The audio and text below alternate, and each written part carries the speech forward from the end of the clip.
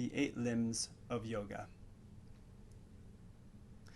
The Indian saint Patanjali identified 8 interrelated aspects of yoga practice in his well-known text, the Yoga Sutras, which he composed during the classical period of yoga philosophy and history, which occurred between 200 and 800 CE. These 8 aspects are commonly referred to as the 8 limbs of yoga, or Ashtanga Yoga. Ash meaning 8, tanga meaning limb or part. It is important to remember that these 8 aspects are not separate steps. They are interrelated aspects with an integrative nature.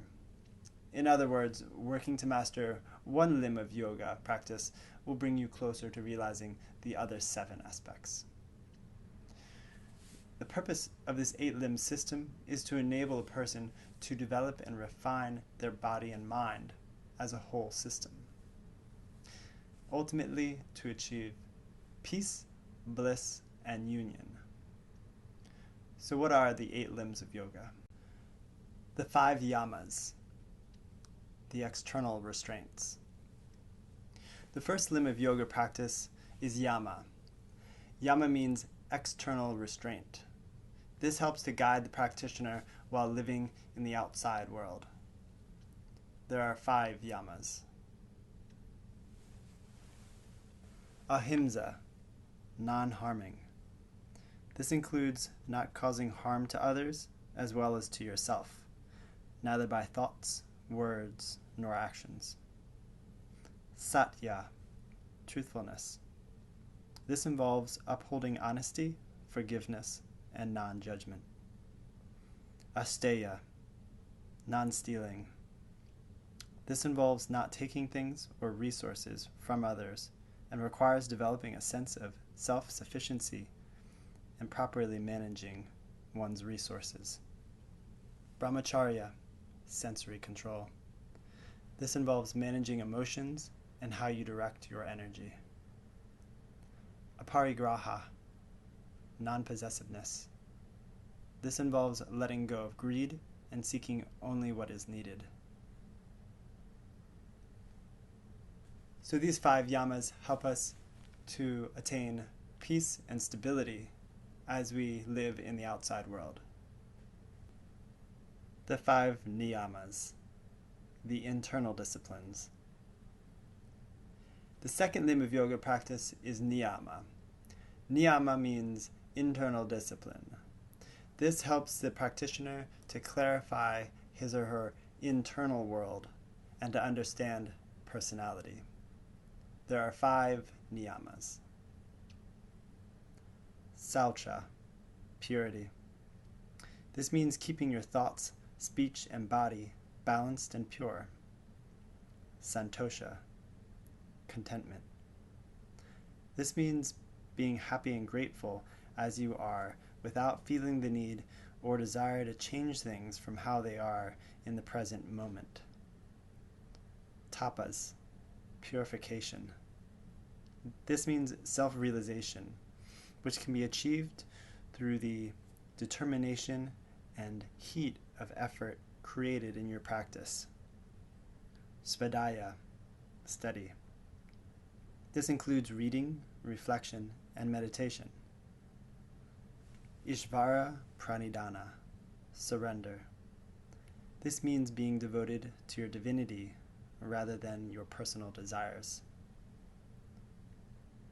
So these are the 5 external restraints, or yamas, and 5 internal disciplines, or niyamas. Together, they form the base of the 8 limbs of yoga practice. Asana, posture. The third limb of yoga is asana. Asana are postures for health and meditation. Patanjali described asana as the practice of sitting for extended periods of time while keeping the mind steady. Today, asana include a variety of physical postures designed to exercise the body and the mind. There are 84 classic yoga asana. Pranayama, vital energy regulation.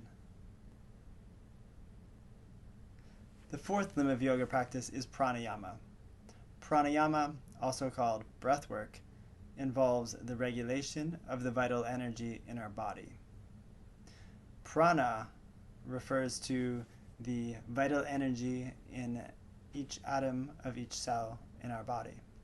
Ayama means without restriction or expansion.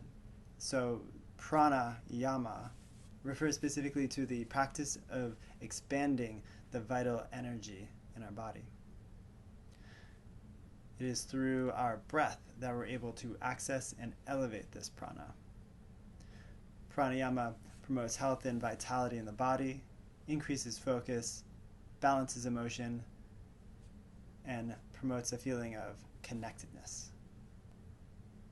Pratyahar, sensory withdrawal. The fifth limb of yoga practice is Pratyahar. Pratyahar is a state of internal focus. It is a state achieved by quieting outside stimulation and concentrating the mind. The result of experiencing Pratyahar is knowledge of the true self. Pratyahar is the bridge between the external and internal aspects of yoga practice. It is approached through the first four limbs of yoga: Yama, Niyama, Asana, and Pranayama, and then realized and utilized in the final three limbs that we will discuss next: Dharana, Dhyana, and Samadhi. Dharana, meditative concentration. The sixth limb of yoga practice is Dharana. Dharana is a state of one-pointed concentration. It is holding the mind steady within a center of consciousness or on an object of focus in the mind. Where the previous limb, Pratyahar, involves withdrawing the mind from external phenomenon, Dharana goes further into a place where the mind is focused and consciousness does not waver. Dharana is the transition into deep meditation. In the state of Dharana, the mind has a single point of concentration, avoids other thought, and awareness on the object of focus in the mind is uninterrupted. Dhyana, deep meditation. The seventh limb of yoga practice is Dhyana. Whereas in the previous stage of Dharana, the meditator is conscious of the act of meditation.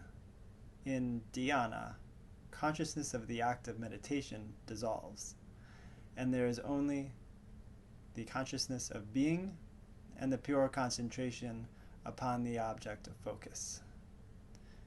Dhyana is the state where the meditator merges with the object of concentration.